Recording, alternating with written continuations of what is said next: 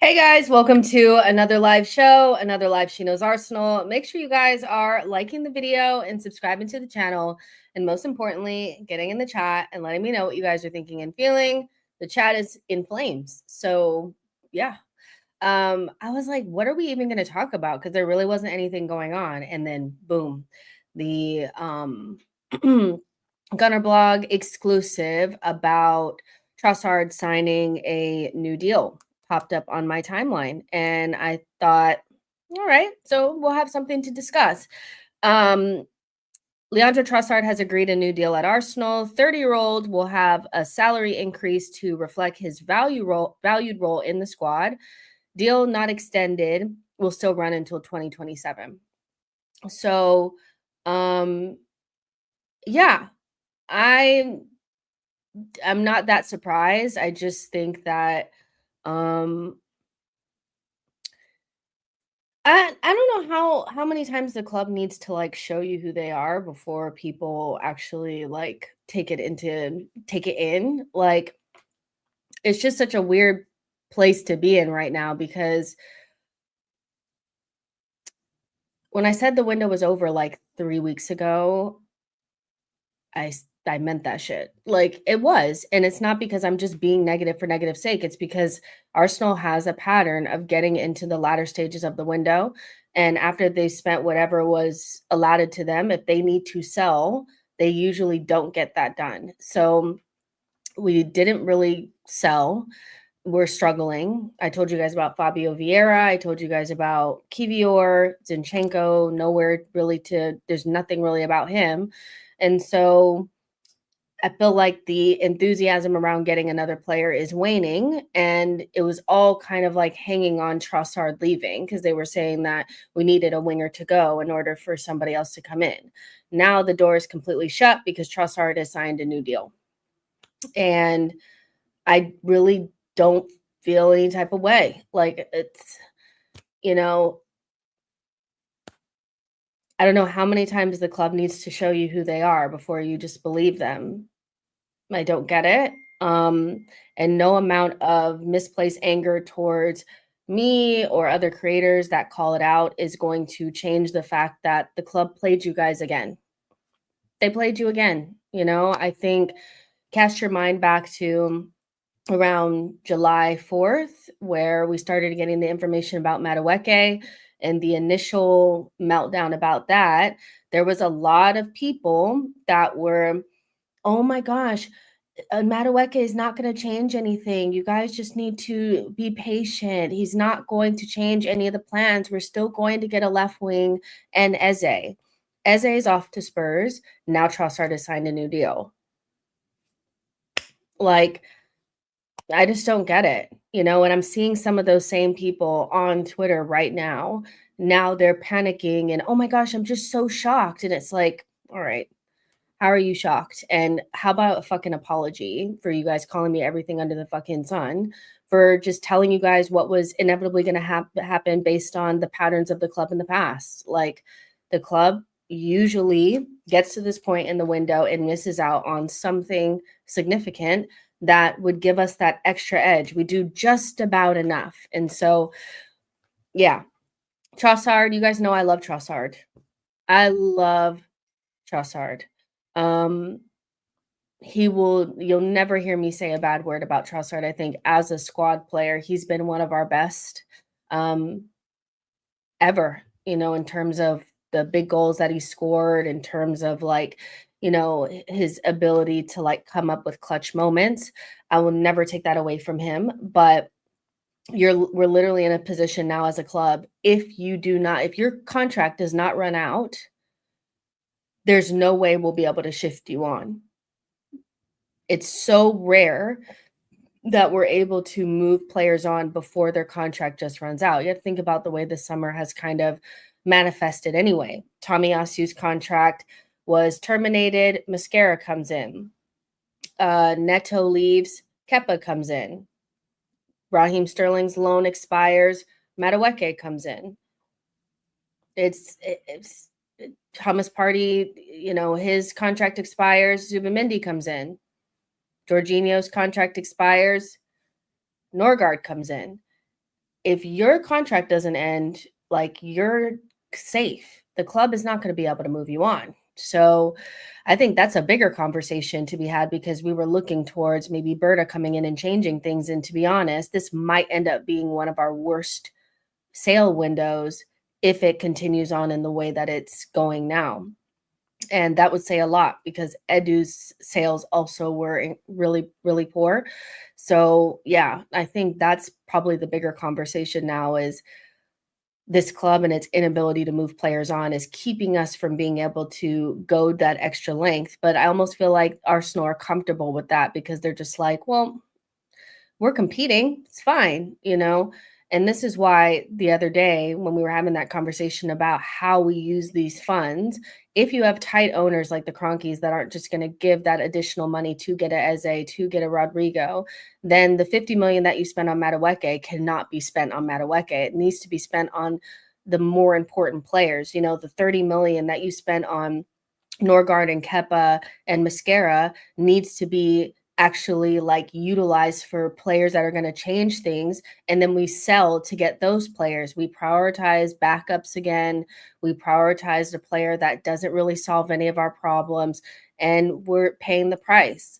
Of course, that doesn't mean that Arsenal are going to be the worst team in the world. It doesn't mean that we're not going to win any games. It doesn't mean that we're not going to compete, but I think you can say, based on our window, that we might have had the worst window in the Big Six in terms of actually getting the things that we need, meaning priority positions that are going to change the ceiling, not the floor. We've done multiple windows improving the floor, but the windows in order to lift the ceiling have always gone awry. And this is one of them. This was a ceiling window. This was not a floor window. And we had another floor window. And I just don't think Kepa, Norgard, and Mascara, plus Zubimendi and Gyökeres and Madueke, is the type of window that you need when you're lifting the ceiling. You needed more in those forward positions. And this combination of Madueke, Martinelli, and Trossard on the left is going to be a continual problem moving forward, because none of them really tick the box that we needed, which was a level raiser on the left. Tim Lewis said, Leo Damson says, Tim Lewis is a big culprit that nobody mentions. That Madueke signing looks more and more criminal as the days go down. I mean, it was criminal when we signed him, which is why all the, why are you guys panicking? He's a good player. All, to me, sounded really disingenuous, because it's like, if you can't see why Arsenal fans are disappointed by this signing, then I feel like you're just you're trying to be false positive when you don't need to be. Of course, we're going to wait and see how he develops. Maybe he will turn into the type of player that we need. But when you need a left winger, you bring in somebody that primarily plays on the right, you spend a big chunk of money on him. And then it just feels, it's still very confusing. It very much so feels like a Kai Havertz signing to me, where he may be usable, he may be, fill a role, but he's not going to lift the ceiling, and will inevitably end up needing to replace that position again. We just gave someone a raise we don't really need at the club and made him unsellable just to run down his contract. He's 100% just going to run down his deal. We're not going to be able to sell a 30-year-old on bigger wages now. It's hard enough to sell him now. So they made their bed. Hey, Jess, do you think that it's important for Arsenal to play more in transition this season? If so, why? Yes, I do. I think it is, because it suits Gyökeres. And, Gyökeres is pretty much the only thing we can look to this season to change our fortunes. And so even more now than ever, we need to put all of our eggs into the Gyökeres basket and play a style of play that's gonna get the best out of him.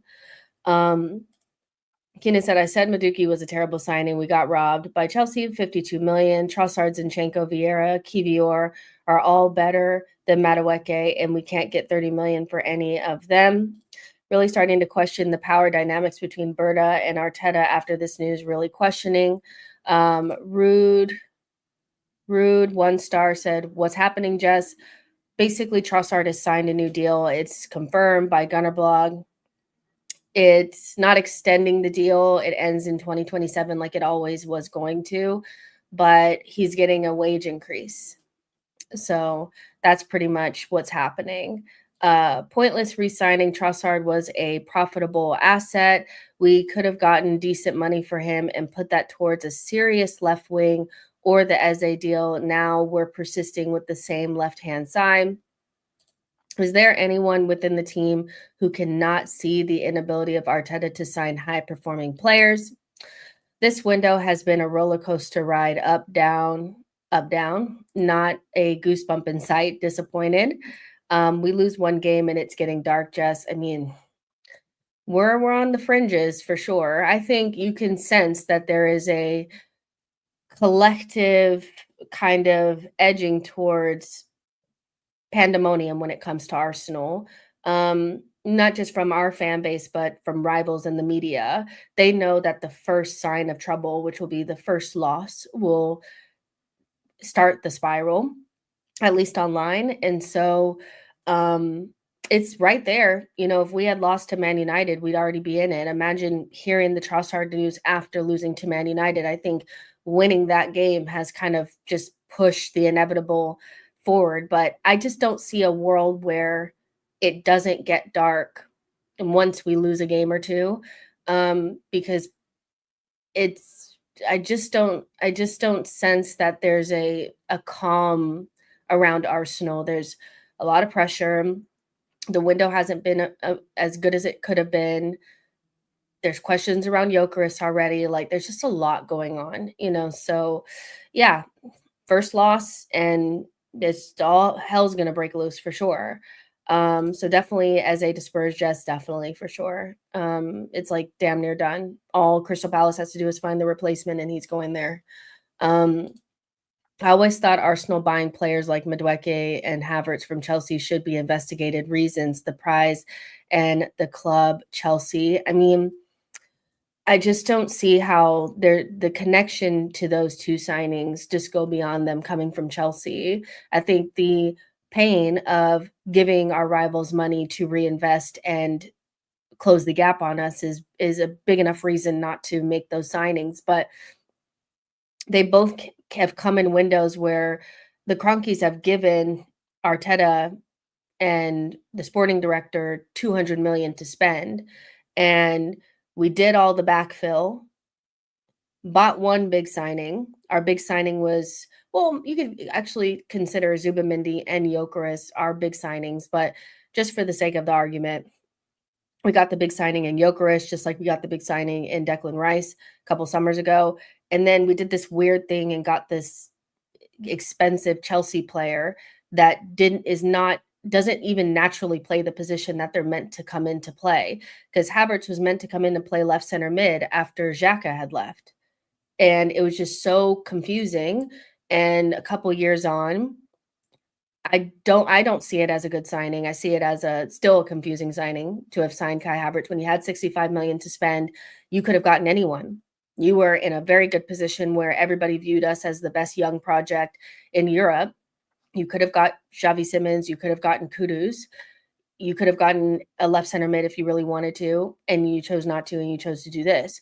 I feel very similar about Madueke. This is not about him personally. I will support him and hope that he has a good Arsenal career because he is an Arsenal player. But in a window where you needed to get a left wing, you needed one, you went and got somebody that doesn't even naturally play that position, and you could have gotten anyone. You could have really gotten anyone. So, yeah, they're very similar signings, and I don't get it. You know, I don't get it. And now the Trossard thing, I think people had kind of reached their limit with Trossard anyway, and I don't sense that that will change. I love Trossard, but I just think he's maybe outlived kind of like his time here, and we're extending it. And yeah, it is what it is. I will take Lookman at this point, shaking my head. I can't do this, Jess. Well, we're doing it. I don't know. It's confusing. If we are extending Trossard, it is a disaster. And I want to be clear, we're not extending him length of contract wise. We're giving him a boost in money, but ultimately that's going to make it more difficult for you to sell him anyway. So I think we're essentially saying that we're willing to allow Trossard to run his deal down. We're just not good at selling, and we make all the wrong decisions all the time when it comes to setting ourselves up to sell players for good money. And we're outside of being able to sell Hale End players. Who are we selling for good fees? Like, really? Let's see. When I'm looking at other teams, they're improving on crucial areas. So far, we're adding to the squad and have improved 2 out of 3 areas in the first team. Yeah, I mean, listen, I said it earlier and I'll say it again. I think you could actually, like, I would say that out of the big 6, we've had the worst window in terms of improving in key areas that really change the bottom line in a team. Maybe you can say Man United just because they haven't done midfield or goalkeeper yet. But even if the only other team that we have had a better window than is Man United, that's just not good enough. Liverpool, City, Tottenham, and Chelsea have all had better windows than us. And it shows. And it's just frustrating because I actually, like, if you, let's say at this point in the window, we still didn't have a backup goalkeeper, and like Setford or somebody was our backup goalkeeper, and we didn't have a backup DM, but we had Mascara and Zubi and Jokeris and a left wing. I think we'd be happy knowing that in the last two weeks of the window, we just needed to get a backup goalkeeper and a backup DM through sales. You get what I'm saying? Like, in terms of priority, if you never bought Madueke and you use some of the money that you use for Kepa and Norgard to bump up the money for a left wing, if you had Gyökeres, the left wing, and Zubamendi and maybe Mascara, I think you'd be happier because you'd know that you got the main things done and you just needed to sell to get a backup goalkeeper and a backup DM. And like, we prioritize the floor again, to be honest. And it doesn't feel good. I have not ever heard or seen any loan things. I have not even heard or seen any loan things. I mean, there's the Kivior loan situation where they want a loan with an obligation for Kivior. He didn't even make the squad, so he needs to find somewhere to go. I don't see why Kivior wouldn't be desperate to go. But they offered like 27 million or something euros, and we spent like 25 million pounds on him, I think, something around there. So basically offering us our money back, and Arsenal feel like they deserve more. So let's see what happens with that.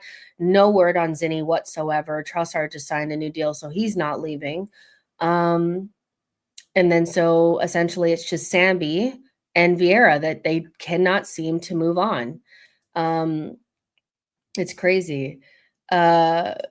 Okay, it's clear to me that the Cronkies are only going to do the bare minimum and hope that Arteta, with his overcoaching every aspect, can sneak some silverware to ensure the fans don't lose their shit. Pretty much. I mean, that's where we are. I think they're perfectly fine with being in a situation where they're competing, but there's a rude awakening coming. I really just think that the season is going to be incredibly difficult, and it's not going to be as clear of a gap between us and the teams that have improved their team a lot more.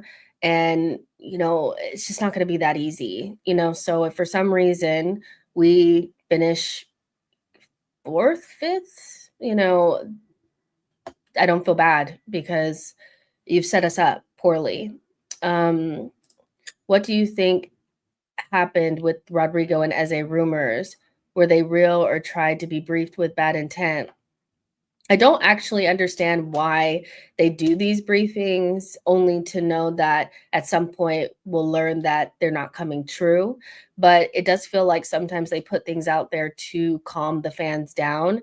I think the Rodrigo and Eze rumors that recently came out after we lost to Spurs in preseason were just totally desperate and ridiculous. I'm just like, you're not getting these players, so why are you briefing? After a preseason loss, you must really feel like you're under pressure. Um, but I just think that, maybe they looked at Eze at one point, thought that they could get Crystal Palace to sell for a lot cheaper, realized that they couldn't, and then just acted like Ethan was enough. I don't know if they ever really felt like Ethan was going. Maybe they did, but it never really felt like it. So I don't know why this Ethan stuff is coming up all of a sudden. And it's not even just Rodrigo. It's like the whole left wing thing just magically disappeared. It's not just Rodrigo. It was Rodrigo. It was Gordon. It was Nico Williams. That we were linked to getting a left wing this summer, and we just didn't do it. So I don't know what the fuck is going on back there, but my original thing was I'd still feel like Arteta galaxy brained and thought Madueke would be a good option because he can play on both sides and he can make him into a top left wing, and went into his galaxy brain thing. And instead of just getting a good left winger, he went to go get a project, and we're going to pay for it. Liverpool going to get Isak, and we're giving a raise to a 30-year-old. Goosebumps and excitement. Martinelli will cook, said no, absolutely no one. Like he raises the level, but we'll need to replace him eventually. Martinelli and Trossard to tackle the season. God help us all. And they're not going to, the reason why they're not going to get Lookman, guys, and I know that Lookman is essentially available, is because he's not the right age. And a part of the Eze problem, which I had also mentioned before, was there's just a part of this whoever's behind the scenes that does not like players that are over the age of like 22, 23. And so these prime age players that basically mean they have to bang now, I'd really like, if I kid you not, like if Gyökeres had not pushed this deal through and it didn't come through at a certain price point, we would not have a new striker, because they were not going to spend over a certain amount for a player of a certain age.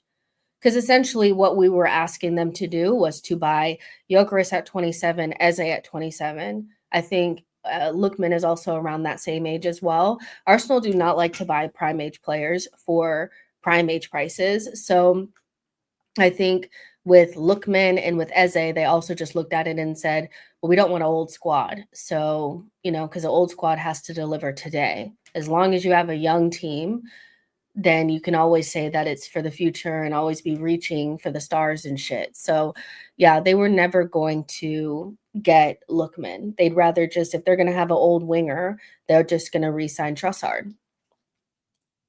Like, they were never going to. Eze is the type of signing that you make when you care about results on the pitch, not when you care about a spreadsheet. Eze would have been such a different signing to what we've done, because it would have meant that the transfer team, Arteta, the sporting director, whoever's making these decisions, Tim Lewis, stop overthinking about spreadsheets and age profiles and shit like that, and just focused on what was going to get us what we needed on the pitch. And they failed again to do that, because they do not want to buy those types of players. They don't. So there's no need to contend for the season. What a disgrace. This is a disgrace this season. We are not getting second place trophy. Why the salary increase, though? We can't ever sell him now, though. They don't have any intention to sell him anymore. They rate Trossard.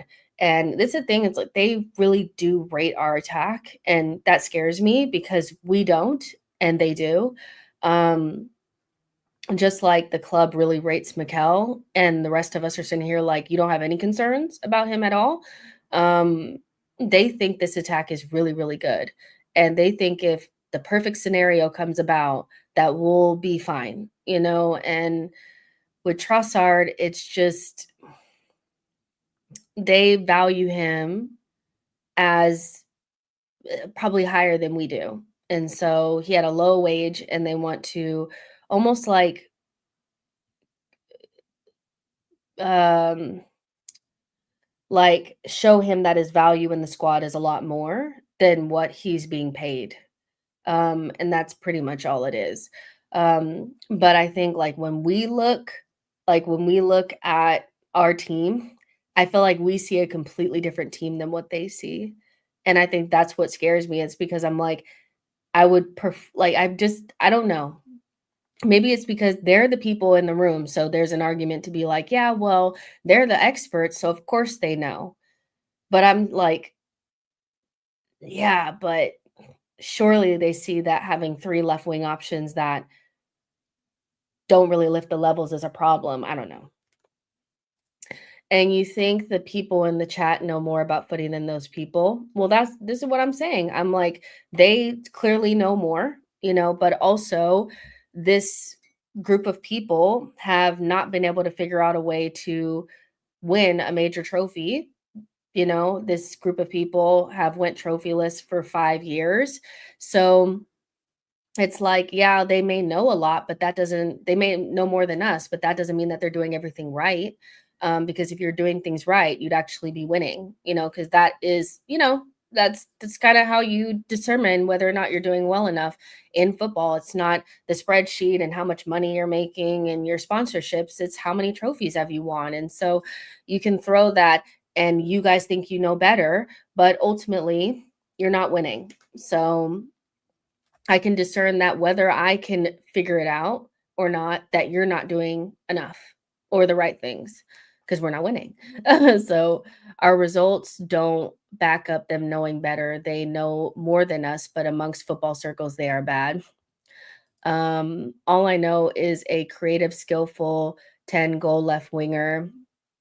Tired of Trossard is left winger tired. Trossard is staying, and I am fine with that. Good for Gyökeres. Let's see. We're barely contending for cups right now. Our cutting edge was the difference between us getting into UCL and Carabao Cup final last season. I guess, yeah, it's you can think about it different ways. I feel like some Arsenal fans can only see Arsenal through the lens of what our rivals are doing and how our rivals look. So when they think about what we're doing, they're like, yeah, but even if we get, we got Gyökeres and Gyökeres is going to be the difference between us, getting to the Champions League final or not, or, whatever. All they can think about is, yeah, but Liverpool are getting Isak and this and that, and it's not the same as ours. I do sometimes think you have to think about it in an isolated scenario and think, okay, if Arsenal were to get back into that semifinal against Newcastle at home, or the UCL semifinal against PSG, would the signings that we made, would they change things? I think if Gyökeres was there, we would probably have made it in at least one final, but it still feels like we could have done just a little bit more to ensure it. And I don't think we've done that. I knew after signing Madueke, we're not getting Eze. I think a lot of people knew that, but you couldn't say that because you're just being negative. There is a lack of calm because Arteta is under huge pressure. This could be very well be his last season at the club.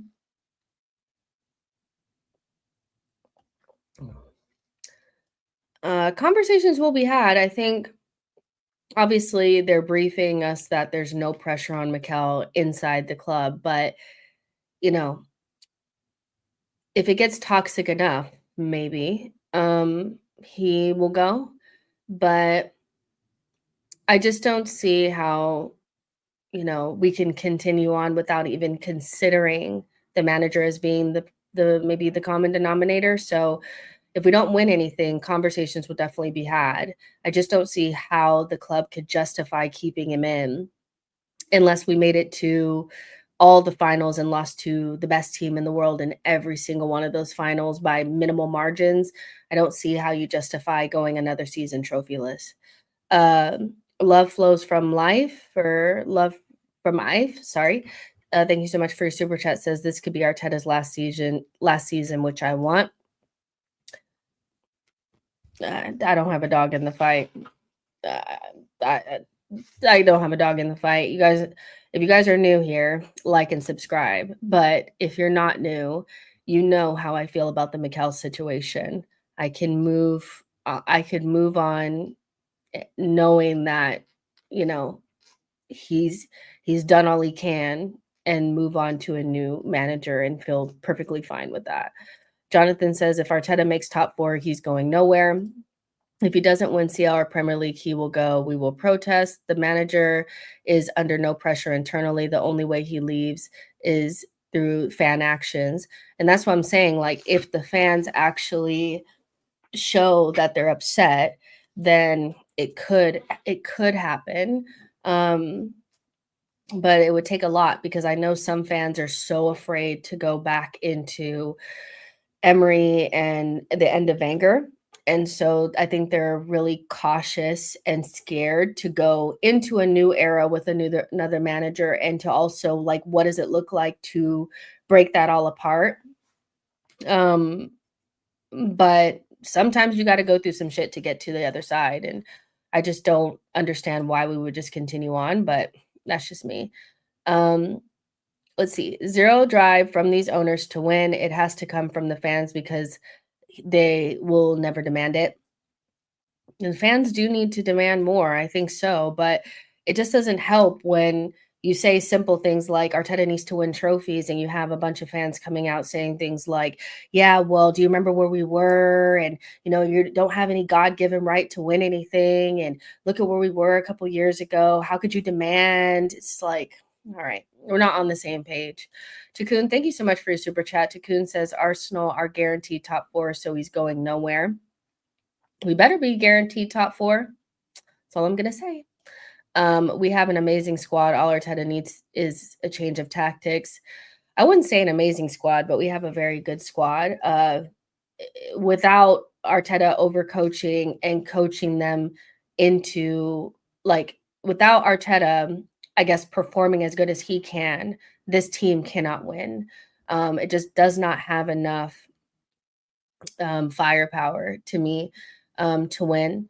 You know what it felt like with the last time that we had a good team that won stuff. We had an obscene amount of attacking talent, obscene. And in the Prem, I don't really remember many teams that had subpar attacks or okay good attacks that win this league. I get that you need the defense to go with it, but we have the defense, we don't have the attack to go with it. I don't know.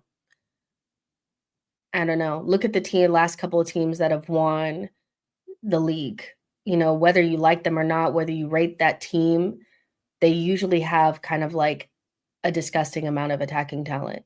Or at least you don't have questions on whether they'll be able to score at home against mid-table sides. And right now there's still questions on whether we can do that. So yeah, I wouldn't say an amazing squad. We have a good squad. We have a very good base squad for sure, but we're still missing X factor in those attacking positions. That was not fully fulfilled. Gyökeres will do a little bit of it, but that left wing is just it's got the alarm bells going.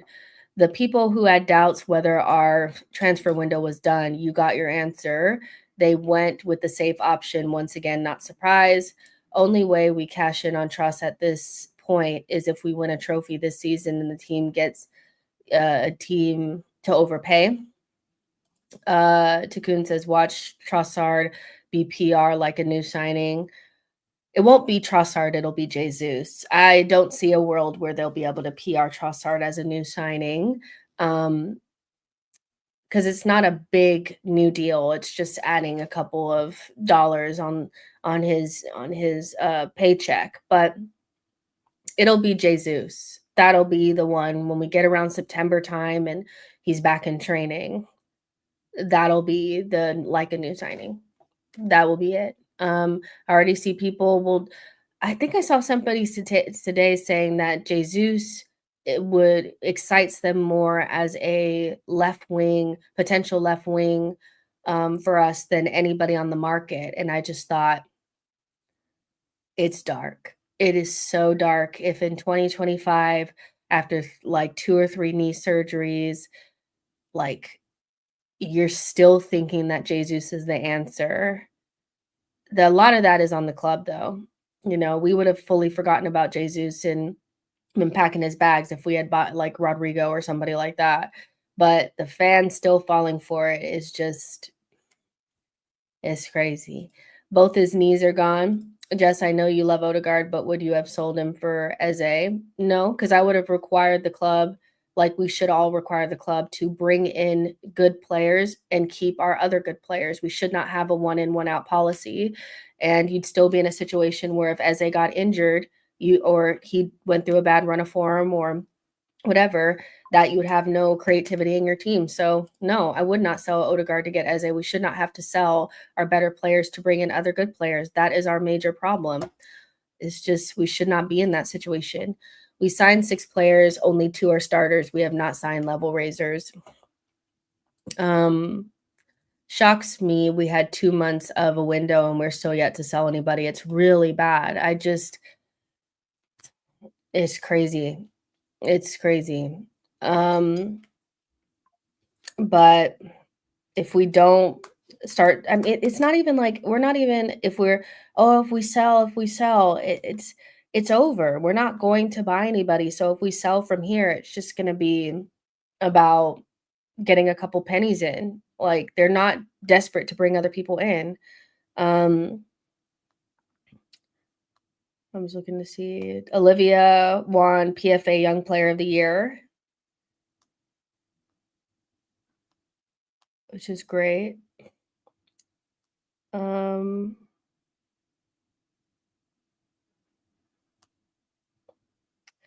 Arsenal, you are such a letdown. That's like I love Arsenal, but they are so disappointing. I love my club, but they are very disappointing. That's all I'm gonna say. Um, we will try to recoup money from sales. We won't be signing anyone exactly. We're not going to sign anyone. They re-signing Trossard or giving him a new deal is just done. They've decided that we're just waiting for Gunnar Blog and Ornstein to come out with their Arsenal are really excited about the squad. They've done so much, blah blah blah blah blah, and people are going to be fucking eating it up. They'll look again in January to see if they can, fix this and do that, and then people will be, you just got to get to the January window. The weird thing about Madueke transfer is that Semenyo would have cost no more than 15 million more and is 5 times the player. What a disappointing window. Can't believe how stubborn Arteta has been. I still don't understand people who defend Martinelli. Let's take it to another sport. Would you start a wide receiver that can't consistently beat man coverage if you're trying to win the Super Bowl? The thing with Martinelli is, I think that once you're in it with a player, which I kind of respect to a certain extent, I respect that if you actually really do rate a player, you're probably going to go down with the ship. And there's a lot of people that only back players and rep players when it's popular to do so. And then when they go through tough times, they just cast them aside and act like they never liked them to begin with. And so I kind of do respect the people that really rate Martinelli and back his corner. I disagree with them. I do think that he's outlived his usefulness and he's in certain ways holding us back. But, it is what it is. If you really rate Martinelli and you think he's a good player, what can I do? It's up to the club to make that decision and move him on. Fans that rate him, it's not up to them. They have every right to go down with the ship. And I prefer people that actually back players that they like and don't just flip-flop on them based on the weather. I cannot stand fans like that. That just drives me fucking up the wall. Young Suave says Arsenal to learn from Arsenal Women FC levels. I mean, the women, I can't wait for their season to start because their squad looks strong. They added firepower. You think the men would figure out that if you have players, world-class players in your team like Russo and, Mariona, that you can actually win big things. You need to have firepower in those attacking positions. But they kind of did it and kind of didn't, so uh yeah. Johnny said, no, I will never say I didn't like Jesus. I still like him better than Isak. He would have been better if he had this injury, if he had the same injuries, not worse. I just with Jesus, uh Jesus is it's not about how talented he is, because I think even though he didn't have the finishing, that there's a world where if he doesn't get injured, we're still a much better team with him there than Kai Havertz. I just think the best iteration of Arsenal, where like our main attackers were playing really well, came when he was in the team, because he made everyone better despite him not having the finishing edge. Will we have still needed to add to the team? Yes. Would I still have liked an actual striker to be able to bring in? Yes. But Jesus's problem was not his level. His problem is his injuries, and that's just as clear. That's all it really is. If Jesus was injury free, I would choose him to start over Kai Havertz every single day. But I can't pretend like the injuries are not a huge problem, so we just need to move on. Wait, Jess, so Trossard got a pay rise and no extension in contract length. Does that not make it harder to sell him later on in the future if we wanted to? I like Trossard, but I don't get it. Read between the lines. I would say read between the lines here. If Arsenal are willing to give him a pay rise, but not increase the contract length, what do you think they're telling you? That they're probably not worried about selling him anymore. They probably weren't that desperate to sell him anyway, because at the beginning of the window, they had offered him this contract. The very beginning of the window, they offered him this contract. He's just now signing it now. So I don't know if they kept him on hold while they pussyfooted around getting a left wing. They're like, well, we may get one, so you may want to hold off or whatever. But ultimately, I don't think they were ever super like locked in on changing what that left wing looked like. They're kind of just about happy with what they got on that side. And so I think they're more than comfortable with him running his deal down. Because if you wanted to sell him, you would not give him more money. Takun says they rate Nelly's Brazilian cosplay. It's weird. I mean, to me, it's about the club. It's about the club. They don't. What I was reading, I don't know how reliable this is, but one of the main reasons why they didn't want to sell Martinelli was because he had a bad season, and they didn't think that they'd recoup what they feel like they deserve for the Martinelli sale. It's like, okay, all right. Well, if you don't want to sell Martinelli, because he's playing poorly, but he's only going to exacerbate that another year, cut your losses. Cut your losses. Like, he's not going to play any better this season than he did last season. He's not. Once you go 2 seasons in a row without any improvement, you're done. Like, one season you can always look at as an anomaly, but we went from the 15 goal season to a season where he was basically anonymous to another season where he was poor. And now they're holding off on selling him for some reason, because do they think they're going to get 60 million for him? They're not. If you got 35 million for Martinelli, I would be like, take that shit, but they're not worried about it. They don't give a fuck. What else says Martinelli starting at left wing for us is so sad. Barcola is right there.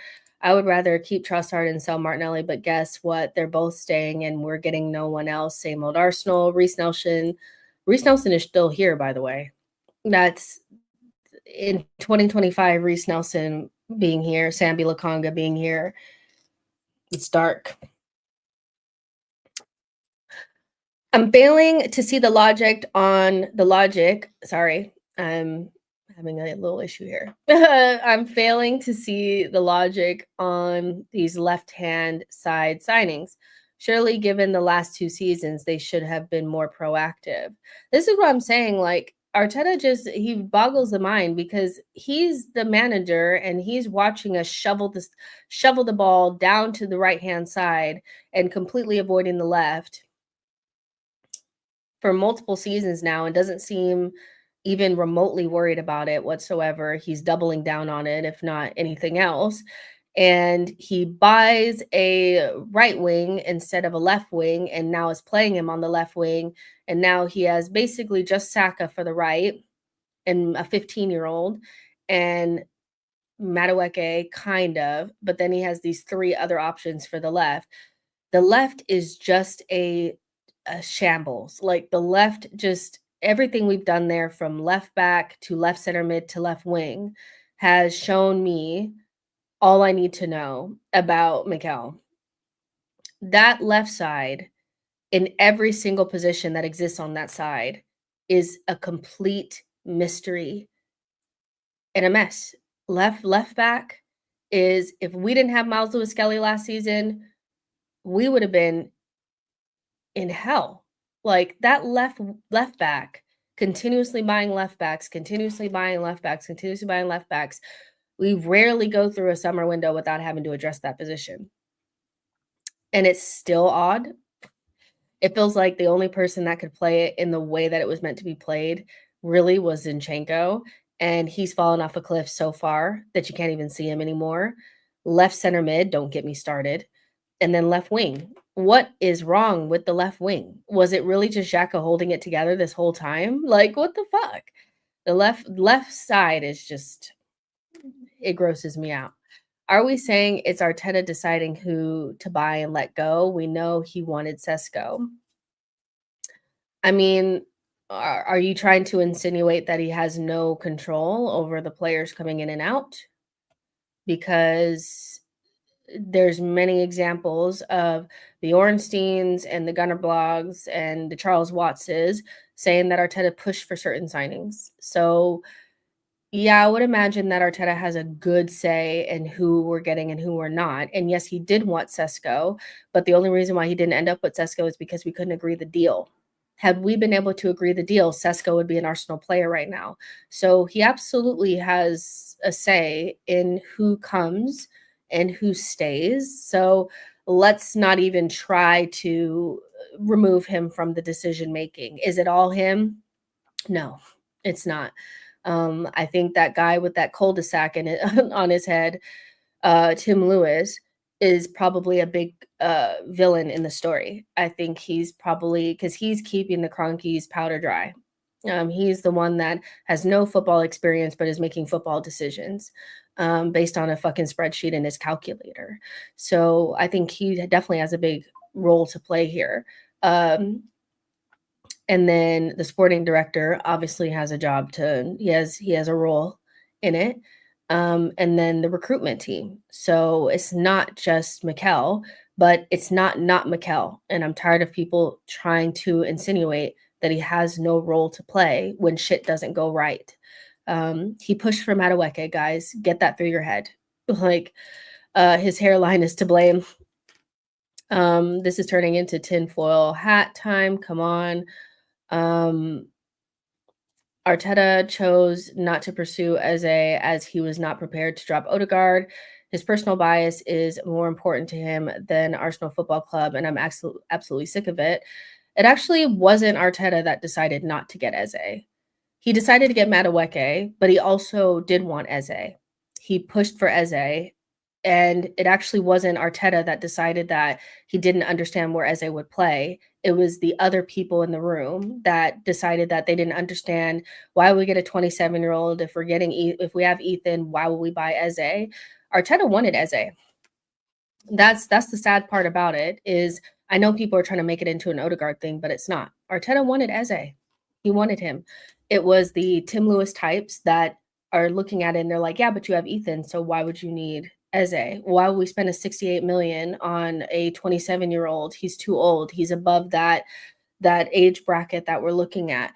Arteta wanted Eze, and this is why it's frustrating for me with Arteta is because if you know that you have tight owners, you cannot go for Madueke. You have to go for Eze first and then try to get the other person later. Your galaxy brain got you in trouble. It's the same thing that happened with Kudus. Same thing that happened with Kudus. Kudus was waiting for us, and we had to sell to get him, but we had spent all the money on Kai Havertz first. I don't think it's Arteta that doesn't want these types of players. I think Arteta does want some of these players, but it's the Tim Lewises that come in and then be like, oh, well, you have Ethan and you have Max Dowman, and we need to put them forward, right? So why will we buy Eze? So, yeah. I'm starting to think no one has common sense in Arsenal headquarters. But that's what I read, that Arteta really wanted Eze. And I don't doubt that he didn't want something else on that side. But you can't play around with the Cronkies like that because they're not going to give you more money. So you cannot get Madueke first. Tim Lewis' name isn't mentioned enough when we talk about the falling short on transfers. I don't think he is either. I think when you look at some of the signings that we don't get or why we prioritize certain signings over others, I think it comes down to him looking at a certain profile of players that through the data work for us and meet the spreadsheet demands and look good in the calculator. And anything that's outside of that, we don't get, which is why we didn't spend the extra 20 million or 15 million it would have been on Ollie Watkins to salvage our season, to make sure that we don't go out of every single competition sad at the end, like he's the kind of person that keeps you from doing that stuff. I don't think Arteta did not want Ollie Watkins. In fact, I do think that he did. But where Arteta frustrates me specifically is when he prioritizes these vanity projects and then inevitably ends up crying to Daddy Cronky about wanting more when you knew that you're dealing with somebody who's tight. So you cannot get Havertz and you cannot get Madueke. If you still want to bring in a Kudus, you cannot get Havertz. If you still want to get an Eze, you cannot get Madueke. That's where Arteta frustrates me. It's not that I don't think he wants these players. I can't even be bothered again. So people think Arteta wanted Eze so much that he rushed to acquire the services of 50 million bench player from Chelsea first. I believe what I've seen, not leaked reports personally. Fair enough. I think Arteta thought that he could convince the Cronkies into giving him more money for Eze. And that's where the reports came out about Arteta asking for the more money. And it was linked to the Eze thing. And the Cronkies wanted to go to Crystal Palace and ask if they could do a cheaper deal because they didn't view Eze as a 68 million pound player or whatever it would have cost for them because he's 27 and he's not this and not that. So they probably viewed him as something way cheaper. And they're always going to view younger players as better value and older players as lower. And I just think it's just that simple that Arteta went into it with this whole idea that he was going to maybe get Eze as well and try to push for that. And he got the winger and then went back and asked for more money for Eze. And they looked at him like, no. Just why you give Leo a higher wage when we struggle to let players go because of their wages seems like a predictable issue. I don't know. Ask them. I don't know because I wouldn't have did it. But hey. I'm so over it. The season just began and going to be a long season. KSC have given Arteta 1 billion. You can't be an Arteta fan and hate KSC. He literally gave him 1 billion. I think it's just more nuanced than they gave him 1 billion. Like ultimately KSC will always be our biggest problem, but Arteta is the lowest hanging fruit. KSC, no matter what we try to do, they will always put us in a situation where we don't have what we need. KSC, when we're in a situation that we were in post Emery, they didn't have to hire Arteta. When they hired Arteta, I remember distinctly feeling underwhelmed and really disappointed because I'm like, Arsenal need to go and rid ourselves of whatever we're becoming. And you hired a novice. If you hire a novice, you're already telling me that you don't want to win. And that's not to say that Arteta doesn't on paper have some qualities that could make him into the type of manager, but if they really wanted to win, they would have went out and got a winner. That's what you do. If you want a winner, you go get a winner. And they didn't do that. They got a novice. So no matter what, even if you do not like Mikel, and I would, the only thing we can really do, knowing that we can't move on the owners, because the owners are not going to go anywhere, is move on the manager. KSE will always be the biggest issue because everything that they do trickles down, and they are not ambitious. So everything that they do lacks ambition to a certain extent, including hiring Mikel to begin with. So it's KSE is always going to be the biggest issue at Arsenal. They can give you 200 million, but they could give more if they wanted to. They could get rid of Mikel if they really felt like they wanted to be ambitious and get a manager that could win. They could do those things. They just don't. Protest outside the stadium. Those in London wake up and protest KSE or parasites.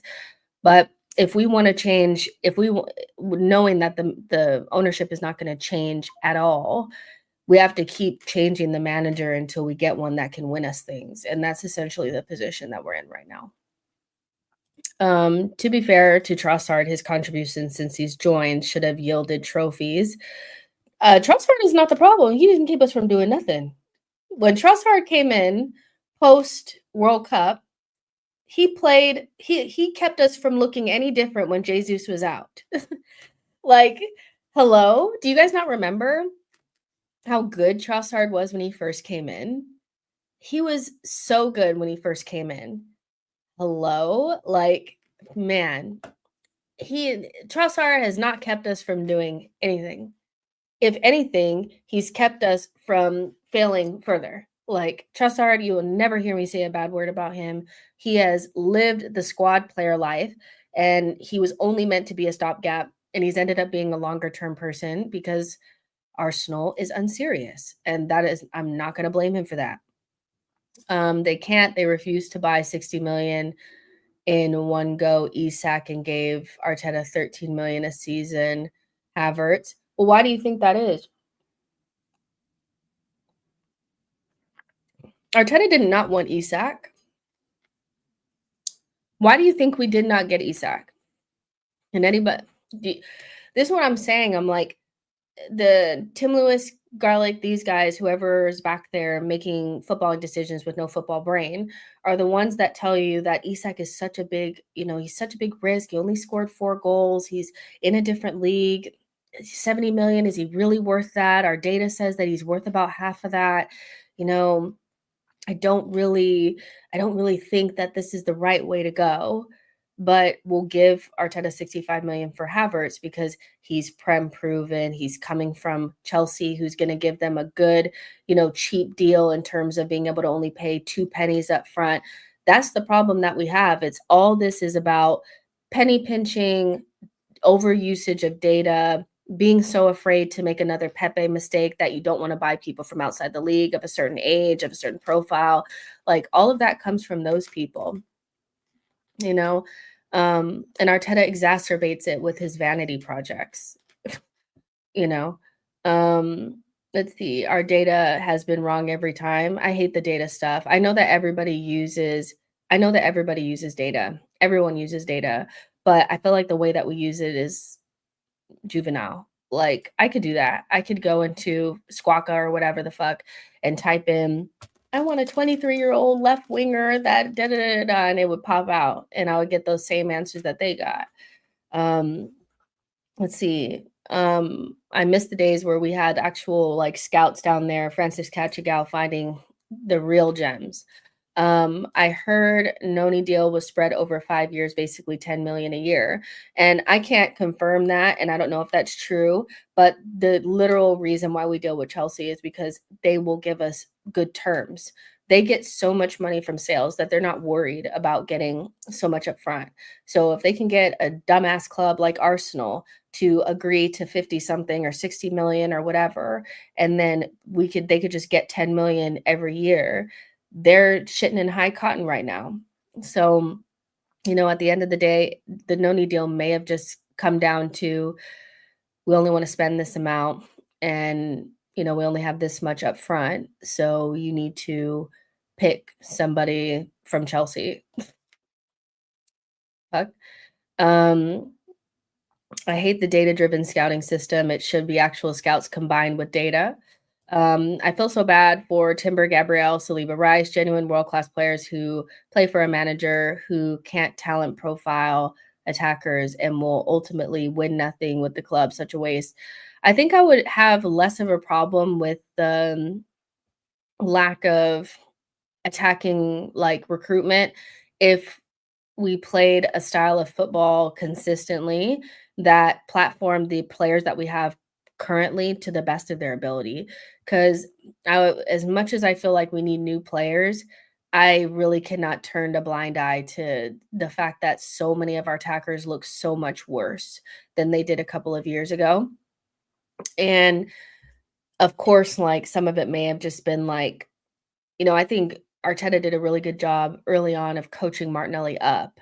And so he had that one season of like looking like a superstar because he was always in the positions that made his best qualities shine. Once we went away from that, he looked so much worse and his limits became so much more apparent. And so with Mikel, that's why I'm looking at him so like my eyes are burning a hole through the back of his head with Gyökeres because I'm like, you are going to either be the difference between this guy being a flop or a success. He has everything in his toolbox to be a top striker in the Premier League. But your way of coaching and you being able to get the most out of your attackers is what's going to determine that. So you have a bad track record. You figured out a way to make Aubameyang look bad. So you don't have a good track record. Almost every single one of your strikers goes through a disgusting goal drought at some point. You are going to have to make this work. And so no matter who he brings in, there's still going to be an element of Arteta needing to get the most out of his attackers. And he has about 1.5 seasons of his attackers playing at a high level consistently in 5 years, which is mad, when you really deep it. You have 1.5 seasons of our attackers looking like they're playing with joy. They're scoring at free will. They are fluid and, dangerous, opening teams up. That's happened for 1.5 seasons out of 5. And he's had many, many, many, many, many different attackers. I feel managers always have a weakness in particular part of the field through, i.e., Pep with the defense, Mikel with attackers, Sir Alex with midfielders. I feel managers always have a weakness in particular part of the field, though. Pep with defense, Mikel with attackers, Sir Alex with midfielders. I guess that could be true. I hate that Arteta's is probably attack because I do think that at this stage we can say that Arteta, although he's had some good moments, he has there's consistent conversations around the dangerous nature. Like, are we dangerous enough? So yeah, I don't know.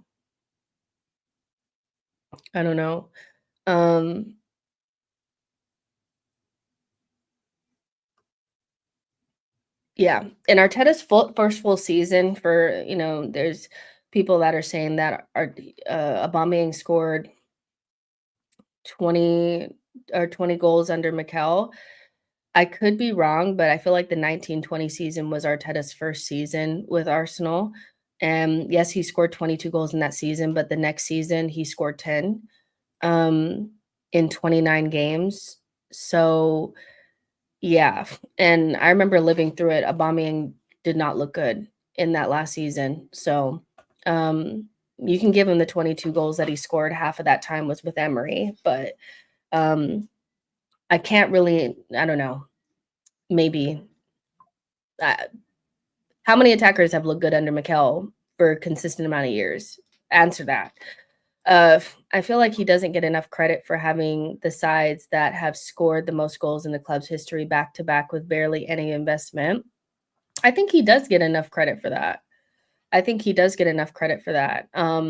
I think that it's almost used as a reason for why he should stay in the job despite not winning any trophies.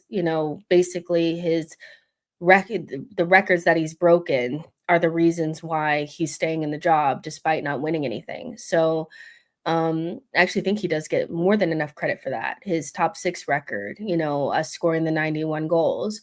But I would say that although we have 2 good goal scoring seasons under Mikel since he's been here, there still is a consistent kind of like, are we still getting the most out of our attack? It falls off of a cliff enough where we have those questions. And in the second season where we scored the 91 goals, a lot of those came from set pieces as well. So yes, I get that. But he does get an awful lot of credit for it because those are the things that are actually keeping him in the job. He gets a lot of credit for those things. Uh, let's see. Gabriel Jesus was never above 10 goals. He was bought for potential, and Arteta didn't buy a forward after that, but makeshifts, which are the best makeshift. Half of this fan base will allow people about our club and manager. Don't know what that means. I feel like if we agree Tim Lewis is stingy, we should be angry at the management for not supplying Arteta with the top line of quality instead of petty pinching. I get what you're saying, but I think what people are trying to do is shift the majority of the blame onto one party when it's actually just the entire club, including Mikel, that are letting us down when it comes to the overall problem, which is, are we building a squad good enough to win something? Are we making the right decisions to win trophies? And so, yeah, Tim Lewis is a big part of it, and the Cronkies are a big part of it, but nobody told Mikel to go get Kai Havertz. Nobody told him to get Madueke. Nobody told him to do those things, So, and also it's up to Mikel to try to get, if Mikel can get, that team in 2022, 2023 to play that type of attacking football. Why? With more investment, because now he's had more investment. He's bought more attackers, whether he's bought the right types. A lot of those are players that he wanted, like Kai. He got Trossard, whatever. Why is it the case that he cannot replicate that level of football with players that he's decided to bring in? And why are the players that have been here looking worse? Because even if you take the recruitment out, he's still the coach, is he not? So there's no way to separate him from the conversation. Although I do not blame him for everything, you cannot separate him. You cannot separate him from it. We blame Arteta because with money he spent, he could have won the league once out of the last 3 seasons. I feel like some of you don't know what a manager is supposed to do. Mikel is Arsenal's manager. He surrounded himself with incompetent people, and now his fanboys are complaining. We look like a good side with a dangerous attack when the players abandon the formula, honestly. No single manager apart from Pep has spent more than Mikel. Think about that for a second.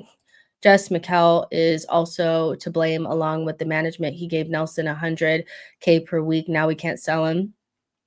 Yeah, I don't see a world where Mikel is somehow being held back, so much so that he couldn't have won a single trophy in 4 seasons. So, and I think that's the bigger conversation is, do you think that with what Tim Lewis and KSC have done to Mikel, that it has been impossible for him to win anything in 4 seasons to make a single final? And I think the answer is no. So we're at the point where the conversation is very much so about Mikel. We've given him so much leeway, by the way. For like 2 seasons, maybe even 3, Edu was blamed for everything. It was Edu's holding Arteta back. Edu's holding Arteta back. Edu's holding Arteta back. Now Edu's not here. So I think we're just at the point now where it's either Mikel needs to win something with the team that he's created. That's a very expensively built side. Whether it's the most expensive side or the most talented side is not really that important. We could win something with this team, and he needs to deliver. That's where we're at now in 2025. I'm not backing anyone, but liars get me very angry, just like they do hold that. You guys are talking to each other, I think. Is Mikel getting the best out of the players he has is the question. I don't think so. Because that's why I say, like, I feel like most conversations are incredibly nuanced, and that's why they're difficult to have because people wanna be on one side or the other. And although I feel like some players have just outlived their usefulness, I still feel like they're not getting enough. He's not getting enough from what he has right now anyway. This is not the extent, the best that this current attack can play. Uh, but this is another reason why I wanted him to get the striker and I wanted him to get the left wing so that there's no other like it can't just be blamed on Martinelli and so and Martinelli and Havertz and oh he has Martinelli and Havertz. So what can he do with that? Like he needs a real striker. He needs another left wing. If he gets those things, then you know for sure. And we still kind of evaded that. So because I know what's going to happen is if we play poorly, the excuse is already there that the club has let him down because they didn't release more money to get Eze and Rodrigo and they let him down. They let him down. But I'm kind of at the point where I'm like, you at least got a striker and you got one that scores goals. So it's tough saying he's not good enough because of trophies when we were 2 points behind City, best Madrid, and lost half of the squad last season. He does need to win though. And that's just that to me, that's just the end of the story. Your last sentence is kind of like the only thing that matters. He's gotten so many, there's always been a caveat, an excuse, a reason. And a lot of those to me were valid, especially early on when we were in COVID times, pandemic, and we were only getting like a couple of players a window and we're really struggling and we had to move these big players on big contracts. But we are so far removed from that I'm finding it less and less like the justifications feel less and less honest and feel more like excuses now. It really does feel like people are still trying to pretend like we're back in the COVID pandemic times where we had to get these players off of these high wages and Edu's holding us back and, Arteta doesn't have this and Arteta doesn't have that. He's bought a million goalkeepers, a million left backs, a million DMs. His attack is still not up to par, and some of that is because of him. So he just kind of needs to win with what he has. And I think that he's like obviously for a lot of people, the Champions League and the Premier League is the only thing that he can win for them to be off his neck. But I just want to see Mikel win something with his team. It still won't be enough, but I just cannot imagine somebody going through 5 seasons without winning a single thing or getting to any finals. That's wild to me. To me, that doesn't make any sense. People talk about attack, but I feel Arteta absolutely fumbled his midfield setup. The midfield has good individuals but lacks balance and certain profiles to make that particular midfield work the way that it needs to. Arteta kind of stumbled into the perfect midfield, I feel. And then now that it's been broken apart, has struggled to figure out how to get it going again. Like last season, our best midfield was like Partey, Rice, and Odegaard.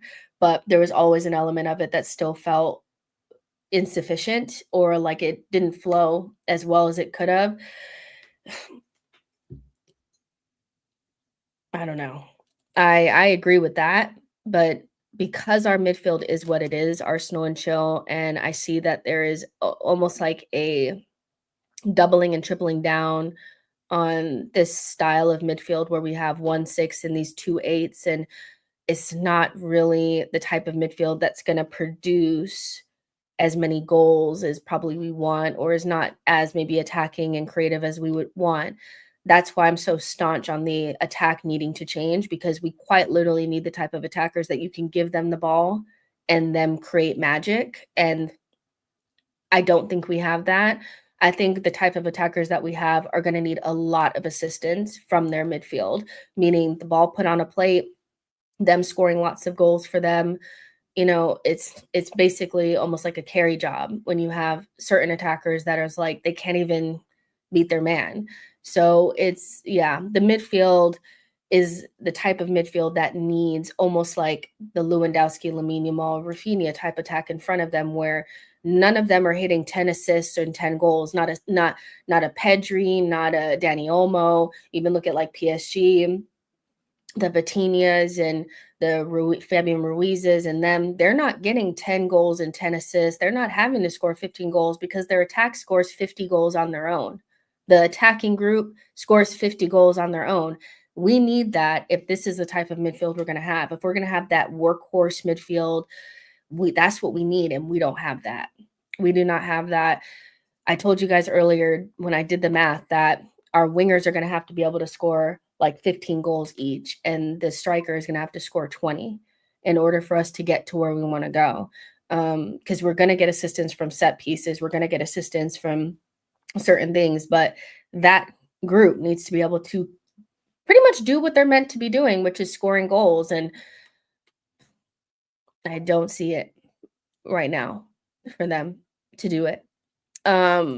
Taku says, I can't think of an elite manager who went trophyless after spending 90 million across 6 seasons, even with the players that they didn't want. And also signing Noni has actually stopped the Eze deal. I mean, it's crazy. It's, I don't know. I don't know. The Noni deal is still confusing to me, and I hope he does well. But the 90 million after, I just can't imagine how anybody can justify him not even getting to a single final. And talk about, but he has the record against the Big Six and the goal scoring records and all that. I'm like, I get that, but we can't take that to the bank, guys. He really needs to get it over the line. So, and that's where we're at right now, I feel. Let's see. We definitely don't have such a team, Jess. Agreed. And hey, guys, what did I miss? I feel like the only thing you probably did miss is that Trossard signed a new deal, which has obviously caused an uproar because Trossard was meant to be the final hanging on to getting a left wing. If Trossard goes, then we get a left wing. Now that he signed a new deal, that's clearly not happening. Oh, I do want to also put this out here that the PFA Premier League Team of the Year includes 3 of our players, Saliba, Gabriel, and Rice.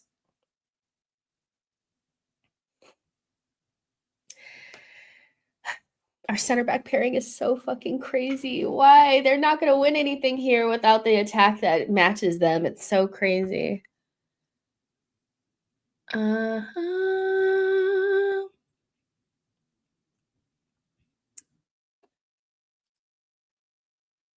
The rest of the team is Sells, Saliba, Van Dijk, Gabriel, and Kirkez, Gravenberch, McAllister, Rice, Salah, Wood, and Isak, which is crazy. In terms of like, I get the Wood thing kind of a little bit, but yeah.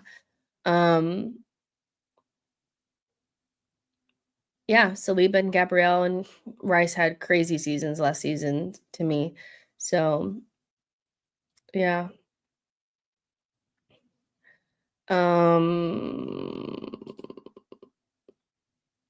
Rewarding a 30-year-old is crazy. Talking about rewarding Trossard. I love Trossard, but like rewarding him, what do we mean? What do you mean by that? Okay. Let's see. This club always does this. They start off getting our hopes up, and then little by little they start backtracking and settling for less, typical Arsenal behavior.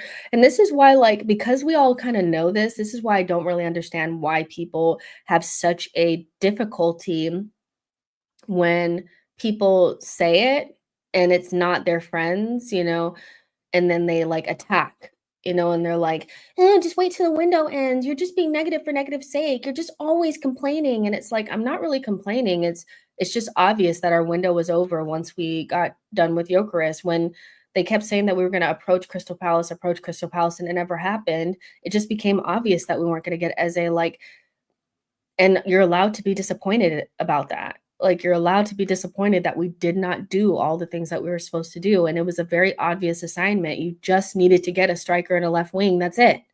That's all you needed to do. Like, you didn't need to do shit else, really. We could have survived. We already knew we had Zubi. If you would have got those 3 big signings over the line and then just needed sales to do the other 3, we would have been just fine. It was a backup goalkeeper and a backup DM and another center back. You did not need to prioritize those things. And you definitely didn't need to get Madueke. So this is why it's like when people say like the club always does this and people are like, yeah, you're right. I'm like, then why do you guys get your fucking panties in a twist when somebody says it? It's because it's who's saying it. It's who's saying it. Their little friend groups are doing the thing. Oh, the club always does this. They always let us down. They lie to us. It's PR. But if I say it, it's like, oh my gosh, she's saying it again. She's being so negative. It's like, this is why I don't let them silence me, because at the end of the day, I hate the quote because it's so true. But why argue with Arsenal fans? All you have to do is wait. Like, my God. I wasn't disappointed that we didn't get Eze, as I saw it coming and already conditioned myself for it. Let's see. There is a world where Trossard competes with Rice and Odegaard, and Arsenal still buy a left wing without selling Martinelli. What world is that? What world is that, Gunners for Life? Because I'd like to be jettisoned to that world immediately, because it's not the world we're living in. I'm not here for the negative stuff. The season just started, ending the season, falling out of love with football after the disappointment. Why should we care if everything's so effed? Even when we get a winger, we don't get our winger. I mean, because I know people are like, but Madueke is the winger. What do you mean? Of course we got a winger. I'm like, that's not what we were talking about. We didn't want Madueke. I'm sorry, but like, there's no way to. There was not a single Arsenal fan that wanted him, really. I know some people after the fact were like, of course, he's a good player. He's going to be fine. He's going to be great. But no.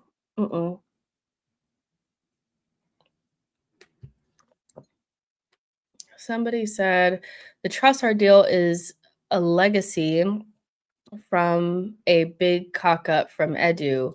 Promised Trossard a pay raise. Club felt they had to honor promise, but didn't want to give the longer contract. So here we are. Should have just sold. People blaming Edu for things happening now. He's not here.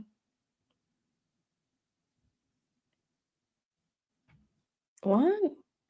Why are people blaming Edu for stuff? I guess because it was supposed to be done at the beginning of the window and they had already offered him that contract. But don't you have free will? He didn't sign it. You didn't have to give him the new contract. You could have sold. So blaming Edu for things that are happening in this window today feels very convenient. Everybody's got to hold that. I think Diluted just said that too. Everyone has to hold blame, in capitals, everyone. Exactly. Everyone, not just Arteta, not just the Cronkies. Everyone that was involved with this window needs to hang their head in shame. You just needed to buy a left wing and a striker. What's so hard about that? It's not that difficult. The fuck? It's crazy. Why should Arteta get someone who doesn't fit his system? Don't know what that means. I'm surprised about Trossard new deal. Do you think we still buy a left winger? No. I've been saying for about 2-3 weeks now that our window is done. Once they started talking about we need sales, then yeah, I knew it.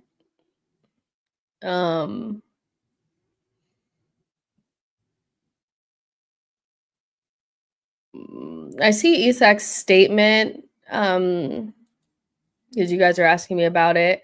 But to be honest, like, did anybody think he wasn't going to Liverpool? Or they're obviously gonna have to find some sort of thing, but deadline day, he'll break the English record. Like, he's going Liverpool. So, and he's been going Liverpool. Nani is our left winger. That's the gospel truth. Let's see. Edu talk is mute. I want to talk about Madueke. He needs to start, then people can earn the right to trash him momentarily. He's way better than Martinelli for me.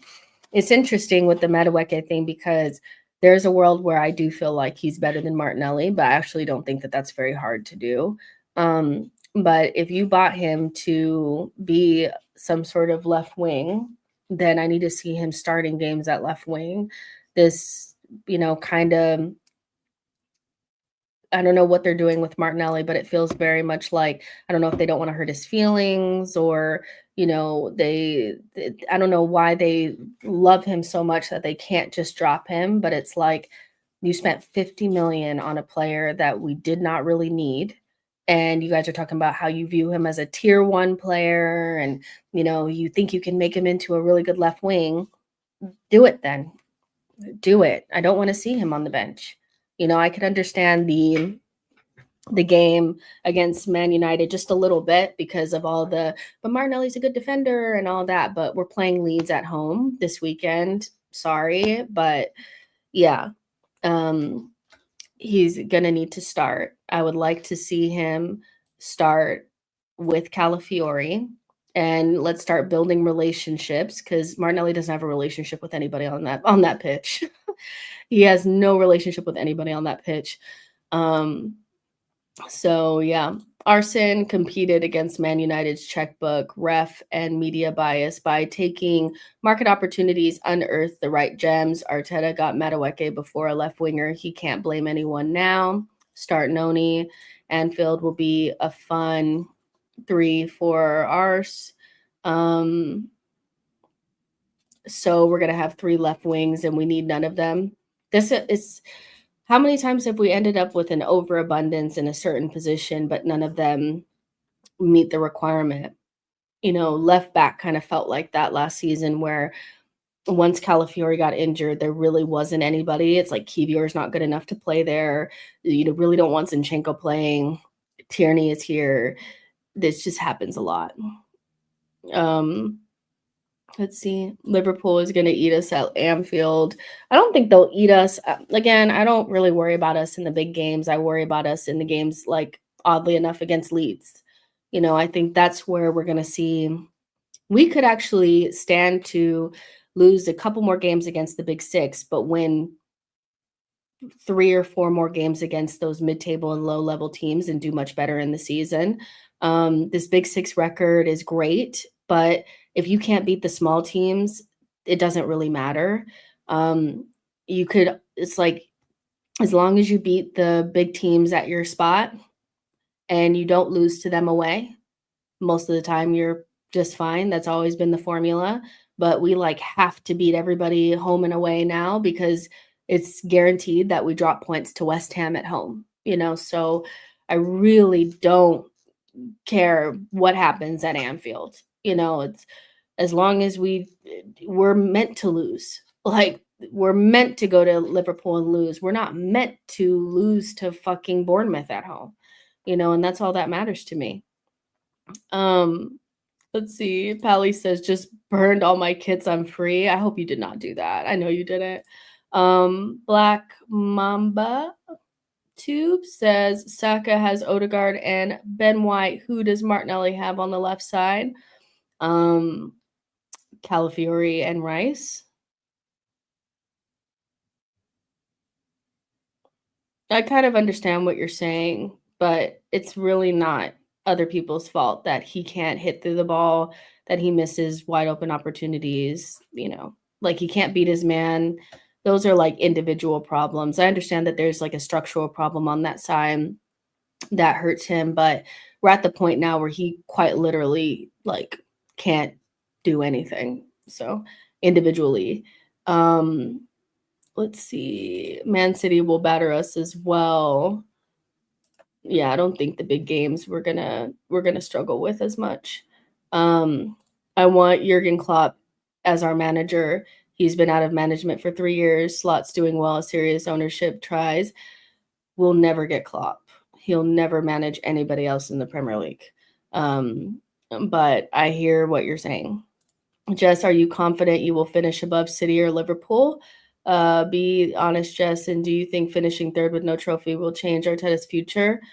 No, like, even earlier on, I said that I feel like we'll probably finish 3rd or 4th, um, if we're lucky, because it's looking harder than it should, at the moment. Let's see how we look against Leeds, but right now, I don't see us finishing above Liverpool and City. I just feel they're going to wipe all the small teams home and away. They'll score 3 or 4 goals, and then they'll do well in the bigger games as well. Um, and do I think finishing 3rd with no trophy will change Arteta's future? Not unless the fans pull the finger out and start demanding that we have a manager that can get us over the line.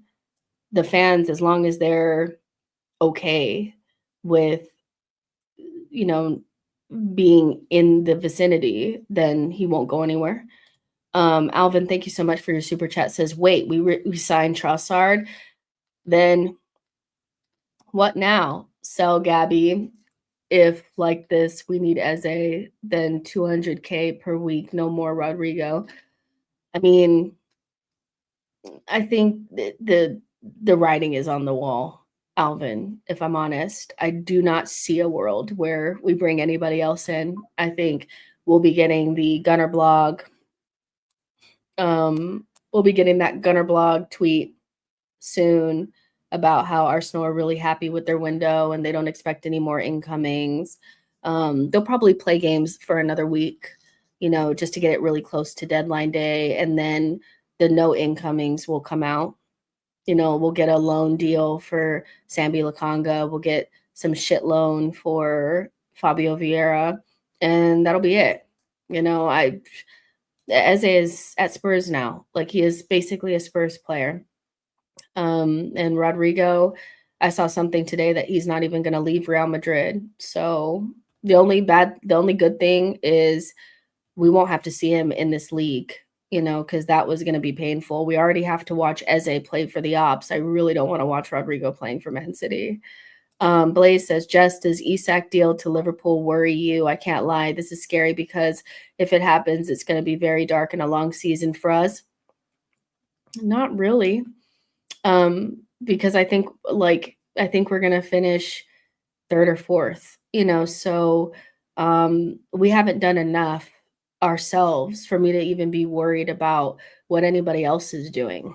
I just, without those, even if nobody else had done anything else, let's say that Liverpool hadn't bought anybody, City hadn't bought anybody, Chelsea hadn't bought anybody, if everybody's team was exactly the same and we had the window that we had today, or we have right now, I still would not be confident that we get over the line. I'm not, because we still did not get a left winger that's a similar caliber to Saka. Somebody that scares the opposition, somebody that can hold their own on that side, that offers a distinct threat, to add to the striker and Saka, an elite front three that is required to win the Premier League and the Champions League in 2025. So to me, it's like, oh, so they're just going to add more? What they have now is better than what we have. So why would it matter that they're adding Isak? So much of how I feel about what we're going to do this season has to do with what Arsenal have done in their window. Not,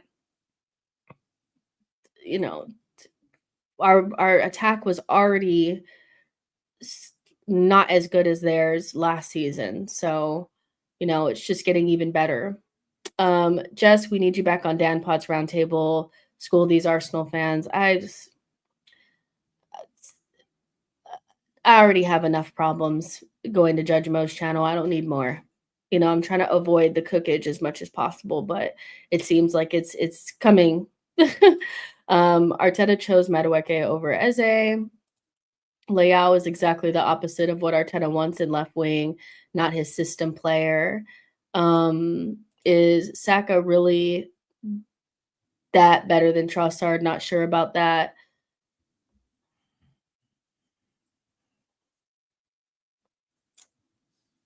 I don't know what we're doing here. I feel like there's a subsection of this fan base that are starting to turn on to Saka for some reason, and I'm not quite sure why that is. Saka is like, I don't know what to if I have no words. I have no words. Trossard is actually the only right-footed creator at the club. Oh, we lost the plot. Can you imagine for 20 years we haven't protested against the Cronkies, but did more Arteta out protests? That's because it's almost impossible to get the ownership out, but it's much easier to get the manager out. The Cronkies are not going to give a shit if the Arsenal fans are outside protesting, because all they care about is their bottom line. Do you actually think Stan cares? If a bunch of Arsenal fans are standing outside the Emirates, he doesn't even know how to get there to the Emirates. Like, he couldn't tell you what street it's on. He really doesn't care. So it's easier to get the manager out than it is to get the ownership to sell a profitable asset. That's all Arsenal is to them. So yeah, no. While some Arsenal fans are already turned on Saka, this is why we should win a major trophy. Yeah, I've seen it, trying to, well, what did Saka do? He was just as bad. I know you're not throwing up.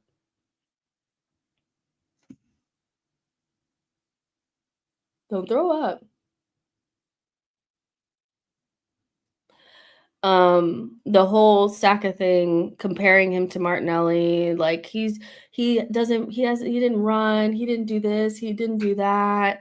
I'm just like, Saka is pretty much our only attacker that's even close to being elite. And has carried this attack for many, many years. So there would have to be a lot of stuff to happen for me to start questioning him.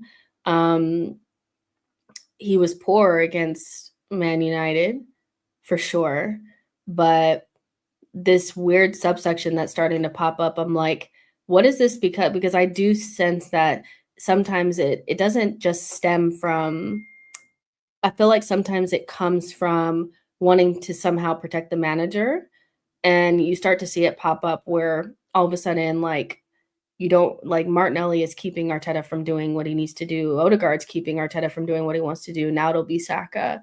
And we just need a whole new team. Hell no. Like, this is where I draw the line. When I see Theo talk, I drink water with paracetamol. Okay. If we had even one winger on the left as good as Saka, we would win the league this season. And that's not to say that I think that Saka is the perfect solution either, because I also feel like Saka kind of needs to be a Robin to a Batman as well. Saka is the type of player that I feel like he's taken on the role, but I think he's still somebody to me that if we had like a winger that was kind of like on his level and a striker that was like a top striker, and then Saka was kind of like helping that person, but that person was carrying the burden. I actually think that suits him a little bit better. Like, Gyökeres taking the penalties to me is the first step for that. Because I just don't think, I think he's done it because he's had to, but I don't think that's his best role. I think, because I think people will hear me say this and say that I don't think Saka is very good. And I think Saka is very good, but I think there's only certain types of players and certain types of personalities that can literally lead a team like Arsenal. You kind of have to be a bastard. You kind of have to score in those moments, like the PSG kind of mischance and the penalties he misses at times. I just think that somebody else needs to take those responsibilities, and then Saka will flourish. If he's feeding that person, he'll get a lot more assists. Saka is our best attacker, but I would love for somebody else to take that responsibility from him, because I don't think that that's his role in this team long term. but he's still our best player. You know? Cole Palmer was poor for Chelsea, but you don't see people losing their minds. Oh. Mm. Foden had KDB. I hear you on being the understudy to the guy. And it's still like it's just a different role that I feel like he should be playing. Um, and that doesn't mean that he cannot be considered elite and cannot, have a big role to play. But I think that personality, especially for a big club like Arsenal, you kind of need to be like an ass. You kind of need to be able to yeah, it's different. But Saka's taken on that role, and that's why you'll never hear me say a bad word about him in terms of he like outside of being honest about his performances, you'll never hear me pretend like I think that he's not world class or, start twerking for other players to try to put him down because he's taken on a role that I don't necessarily feel like suits him, but he's done such a good job at it that people think that he can just continue to carry this club on his back, and he can't. So to me, he is a Robin to a Batman, and I'm hoping that Gyökeres can be the Batman, and then you also need your additional kind of like player on the other side. But that's just how I see it. Other people see it differently. The project that has delivered 0 trophies, 0 final, and 0 and cost 1 billion dies with Arteta. Good. Saka is probably bored at this rate. I'd be bored too. I'm like, shit. Playing that football and then not winning and having the same stuff happen over and over again, I'd be bored. Mr. Holiday says we will never win anything until people realize that our problems stem from the manager and not from individual players. If this was any other manager outside of Mikel, the conversation, I feel like more people would be wanting to get rid and would be honest about his culpability in it. But there's something about him. I think it's there's a large section of the fan base that kind of likes to deal in hypotheticals and are very attached to what he was meant to be or what he should be or what he could be. And he's this young manager, they like young people. He talks well, things like that. And they're attached to what he should have, could have, would have been, rather than his reality. And so they can't let it go. But if we were in the same situation with Emery, they would be protesting outside of the Emirates. Like if Emery had the exact same results, and he had stayed and had these exact same results, they'd want his head on a spike. There's something about Mikel Arteta that is like, I don't know what it is, but they don't see it clearly at all. And it's frustrating because of course he's a part of the problem. He's not the full problem, but this whole idea that he's being held back is just crazy. These are the standard for Arteta: win the league or get sacked. Basically, you're saying Saka doesn't have the mentality. Not necessarily the mentality, it's a personality trait. Like it's I think Saka, it's a personality trait, I would say. I think when we've had players in our team that spur the team on to things, and they have a certain type of personality trait, and then they usually have like an accomplice that's really, really good, but it's maybe not the guy. And that's just kind of how I see it. It's not that I think that Saka has like a poor mentality. It's more of a personality trait. I think personality and mentality are two different things. And I think it's like a personality trait to kind of be an asshole, kind of want to take over, kind of also somebody that's going to, in the moments that really matter, are gonna. Saka does it, but I feel like he has enough moments where he hasn't done it, where you can probably say that you need somebody else that can take over those moments, which is why I mentioned the penalties.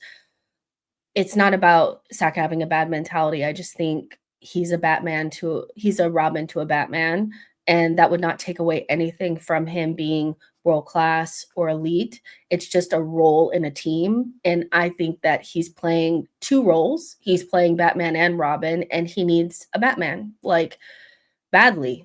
Like he needs it badly. period, you know, and then another player. Like we had obviously like Thierry and Bergkamp did things. Um, you had Robert Pires, there's roles to play. Um, and I'm not sure he's in the right role. Um, Whatever Arteta is stays only until a current UCL or league winning manager becomes available. Flick and Enrique are that. I'm looking at Stan, just not from the Eminem songs, the silent one. Like an Alexis Sanchez. Yeah, kind of like Alexis Sanchez. Like, you know what it looks like. It's just different, and I think Saka has done so well to push himself to be that role for us, but he needs help because I don't think he's a Salah. I don't. So make of that like what you will. But that doesn't mean that I don't think he's world class. I've been saying for years that I feel like he's world class. So yeah. Jess, I disagree with you. This is the best squad Arteta and Arsenal has ever had. Arsenal will win the league this year. Um, let's see. I think it depends on when a fan started following Arsenal. Arteta's Arsenal are by far the best I've seen live. So it's less about Arteta and more about us being actually good now for some of us. I hear that. Feeling like coming in second after an injury-ridden season when the board didn't spend a literal penny in the winter window, making you recall Emery protest era shows the levels raised. And also, if the level raises, then that means that the expectations that are attached to that level remains what it is. And that's the thing. We we think we're an elite side. We think we're a great team. If anybody says otherwise, we have our panties in a twist. But when we have to come up with the trophies, then but see where we came from, see where we came from. It's either we're a plucky upstart that doesn't need any expectations, or we're a team that's actually risen to the level that we're meant to be at, and we're going to live up to the expectations that are attached with those levels. I don't think you can have it both ways. I don't think every time that we miss out, we should be looking back towards pandemic years or Emery and say, but look at where we were with Emery. Because I don't even look at that. I just look at where we were before we got to the Emirates. And I'm like, well, look at where we were then, because that's actually where we need to be getting to. So I do go back to what I think Tane said about it. It really does depend on when you started watching Arsenal. If you are old like me and you started watching when we were at Highbury, then you're kind of going to be constantly, I think, looking back at that as where we need to get back to in terms of the status of the club and, winning domestic trophies, winning the Prem, having an elite attack, what it looks like when you're actually an elite side. And if you're started watching in the Emirates era and you've only known failure, and the most traumatic time of your life was when we were, end of Arsene Emery times, then yes, this feels really good. And it just feels nice not to be the banter club. But I just don't, I actually hate the Emirates era. And it drives me nuts that it feels like we're trying to stay in this era and we're not trying to get back to who we were. And the only reason why people view us as an elite club is not because of anything that we did in the Emirates era. It's all to do with what happened at Highbury. So I don't look back at anything that we've done in this time as any sort of thing that we should be trying to emulate or replicate or stay in. We need to move past this. The level has been raised, but the expectation is that we live up to the level in which we raised, which is winning stuff. That's it. We just need to win. The progress Arteta made should be irrelevant. Plenty of sports teams get close to winning, make dumb decisions, and go back to the slums. They will always move the goalpost. Fabrizio reporting a statement from Isak. Yeah, he'll be at Liverpool in a week or two. We've just been unlucky. Injuries and ref cost us the league title, at least one league title. Can I be delusional and say save the funds for Vinny Jr. next summer? We're going to need that left winger because we're going to be right back in the market for one. We're going to be right back in the market for one next summer. Period. Cronkies equals mediocrity and failure. And that's fair because I started watching Emirates era and I agree that we should want to win trophies, but the old era is gone, and the way Arsenal win leagues again will look differently than Highbury. But see, I disagree with that. I don't think it's different. I don't think football has changed that much. You win by being the best team. Like, that's always been how it is, so the best team wins outside of the Leicester season. You can't really name any times where the best team over a 38 game period doesn't win. So I kind of get what you're saying. Like, it'll look different. And I don't expect the team to replicate or look exactly how the Invincibles look, but the equation is kind of the same. An elite attack and elite defense will most likely win the league.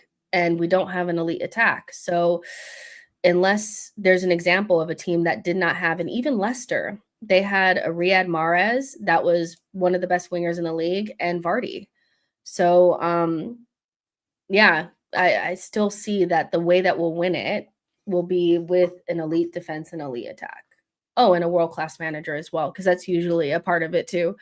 The best team always wins the league. Let's see. Man U was a better team this weekend, but didn't win.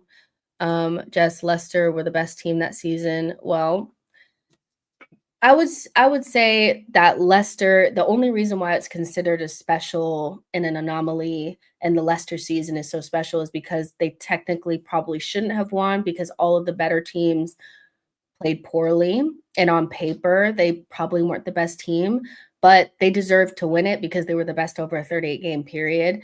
But I would say like let's say if Liverpool were playing as good as they could and City were playing as good as they could and we were playing as good as we could, I would say it's next to impossible for Bournemouth to win the league if all of us are playing as good as we can, because they're probably not the best team in the league.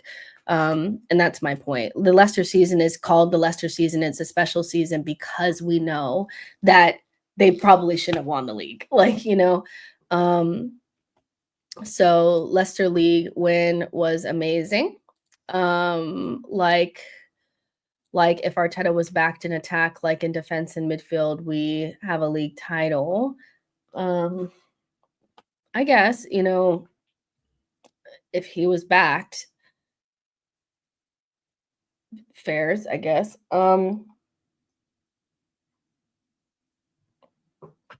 I don't necessarily feel like he hasn't been backed as much as you're making it seem in attack, but fair enough, fair enough. Makes no mistake about it, Tottenham have shown more ambition in this window than Arsenal have, and their fans are protesting against the owner. Yeah, I think, like I said earlier, we've had the worst window out of the big six, in terms of fixing the things that we need fixing. Now, having a better window doesn't mean you have a better team, which, we've known that there's been people that have won the transfer window and ended up not doing well because it doesn't necessarily always translate to results. But on paper, we've had the worst window. Not misfiring on the left wing, I think, will go down as a huge mistake. Arteta chose to prioritize other players over attack, with Raya winning back-to-back Golden Gloves and AFC typically having a low GA number confirms our elite defense, but we haven't won a title because of the mediocre attack. I would say the only season that I don't think that that's true is 22-23. I actually think 22-23 is very much so the title. Like, if we had had a different manager, I feel like we would have won it because he would have known what to do in the Rob Holding situation and to figure out how to get a team to relax in a moment of like real pressure. They just crumbled, they just crumbled under the pressure. And losing Saliba rocked them probably more than it should have. But then also you exacerbate that by putting somebody back there that nobody trusts. And yeah, you got Kivior, and maybe Kivior isn't the best, but Rob Holding didn't play a single game for Crystal Palace. I don't know why Arsenal fans were acting like he wasn't a championship level player. But that was probably the only time that I felt like it wasn't because of our attack, because we always scored. Our attack always scored. And I never felt like we could not score. But those attacking problems started again coming back after 22-23 in the next 2 seasons. And I think that's like kind of like a direct kind of correlation between Martinelli falling off of a cliff, replacing Jesus with Havertz, and then having Nketiah play the whole beginning of the first half of the season. It was just a lot going on. So like even just having Nketiah as your backup for multiple years showed me everything I need to know. There's no reason why a club that's fighting for titles should have Nketiah in their squad, you know. So you should have Rob Holding in your squad. But the last 2 seasons have been more about the mediocre attack than that first season. Our attack was not a problem in that first season.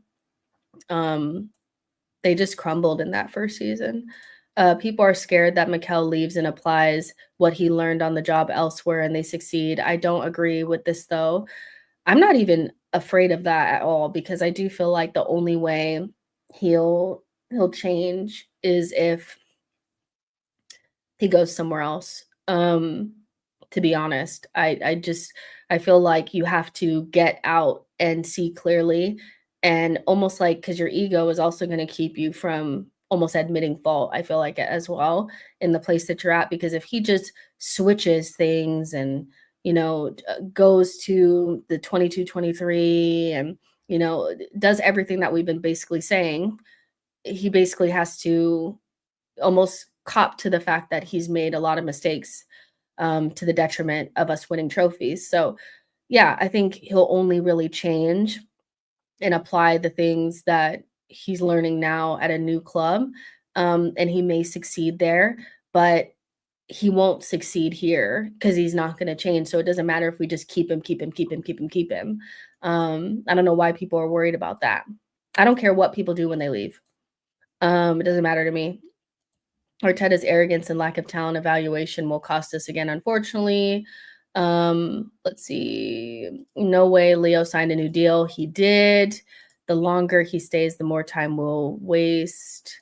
Arteta's arrogance. I read that. So, yeah, I mean, I'm not surprised that this is kind of how the conversation has gone. I just think that, the Trossard situation, that was like the last thing that people were holding on to. If he got sold, then we can bring in a left wing and they know the curtain has been, the curtain is the show is over basically. But let's see. There's really nothing to see, but let's see how we go against Leeds. I still see people complaining about Isak as well, and I'm just like, find shame. Arsenal were never going to get Isak because they were never going to, after turning him down before he came to the Prem, they were never going to spend 120 something million on Isak. They may have done it with Declan Rice, but they never. Come on. Ever. So yeah. Temi asked, like, did you notice the new tactics for the Man U game? Yeah, I did. I think we definitely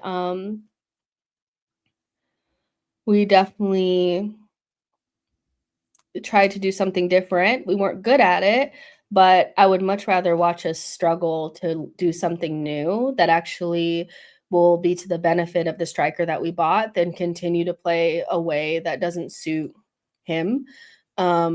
And in order to try new things and to get better at things, you have to go through the ups and downs, so I'm happy to see that we tried to change things. But listen, guys, let's go ahead and get out of here. We've been talking for about 2 hours. And we will definitely chat tomorrow. Let me think.